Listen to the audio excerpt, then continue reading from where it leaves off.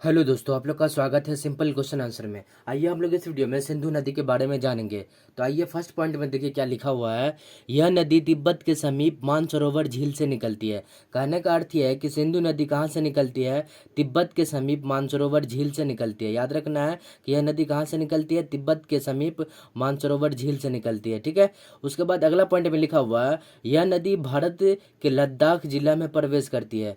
इसमें कहने का अर्थ यह है कि यह नदी भारत के किस जिला में सबसे पहले प्रवेश करती है? तो लद्दाख जिला में।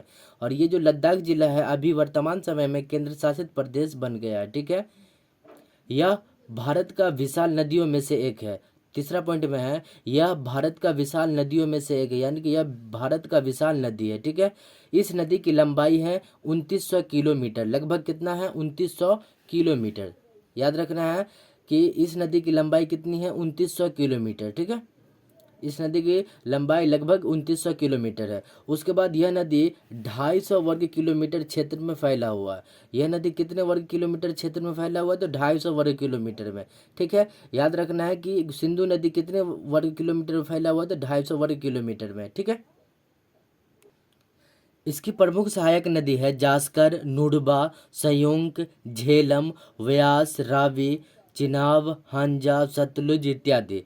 याद रखना है कि सिंधु नदी की प्रमुख सहायक नदियाँ कौन सी है? तो जास्कर, नुडबा, सयोंक, झेलम, व्यास, रावी, चिनाब, हांजा, सतलुज इत्यादि। ठीक है। सतलुज भी है, सतलुज नहीं लिखे है। ठीक है। याद रखना है। देखिए, सहायक नदी का मतलब होता है कि बड़ा नदी में कौन सब छोटा नदी आकर मिल जाती है, यानी कि कौन सब नदी आकर के सिंधु नदी में मिलती है, तो ये सब नदी मिलती है, इसलिए इसको हम सहायक नदी बोलते हैं। ठीक है।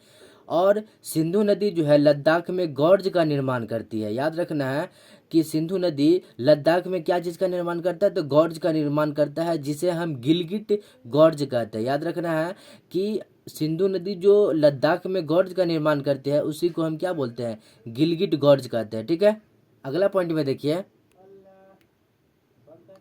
यह नदी पर्यटन के लिए आकर्षण का केंद्र बिंदु है। कहने का अर्थ यह है कि यह नदी जो है पर्यटन के लिए आकर्षण का केंद्र बिंदु है। पर्यटन का मतलब होता है घूमना फिरना। ठीक है।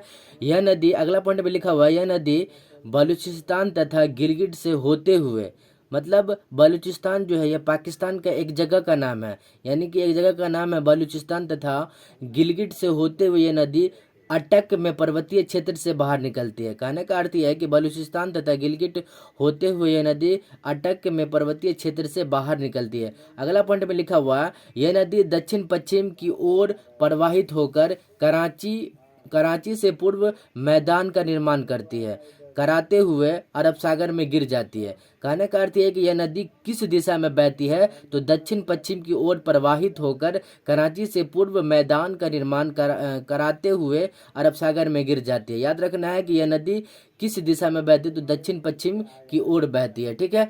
यह नदी लगभग 3 देशों में बहती है। कितने देश में? 3 देश में।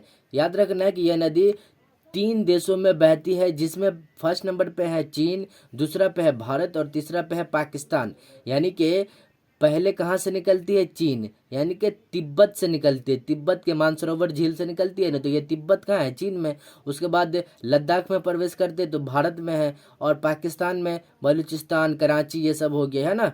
तो याद रखना है कि यह नदी 3 देशों में बहती है, जिसमें फर्स्ट नंबर पे चीन, सेकंड नंबर पे भारत और थर्ड नंबर पे पाकिस्तान। मुझे उम्मीद है कि आप लोग को सिंधु नदी के बारे में समझ में आ गया होगा। अगर समझ में आ गया होगा तो वीडियो को लाइक जरूर करें, और चैनल पर नए हो तो चैनल को जरूर सब्सक्राइब कर लें। मिलता है नेक्स्ट वीडियो में, तब तक के लिए जय हिंद, जय भारत।